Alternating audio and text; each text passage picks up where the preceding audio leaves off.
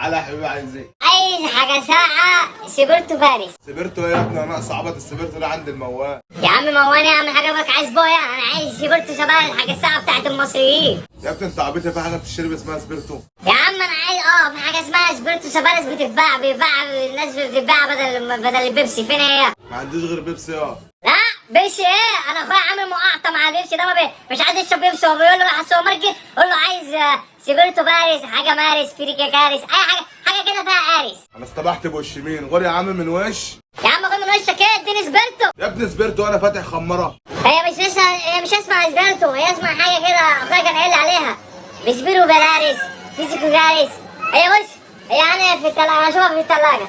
يا لهوي، انت ما عندكش غير الحاجات اللي هي احنا عاملينها مقاطعه، انت مش مقاطع ليه يا عم؟ يا عم ما هو كده كده حاله موقف. يا عم انت مش من مصر ولا ايه؟ انت من الاعداء. انا عايز سبيرتو باريس، مفيش هنا سبيرتو باريس خالص كده ولا باريس؟ في عندك تحت يا. في تحت انا مش شايف حاجه. في عندك سيناكولا دي، هي اللي عندي. سيناحوله؟ مين السيناحوله دي يا عم؟ انا عايز باريس. اوعى كده اهو، هي دي اللي عندي اهو. هي دي بتاعت مارس؟ هي دي. ماشي، كام دي؟ ب 10 جنيه. ماشي خد يا عم، امشي. تكحش وسطك وانت بتشجع سيبرتو سباريس سيجيدو بكارس. جبت ياض؟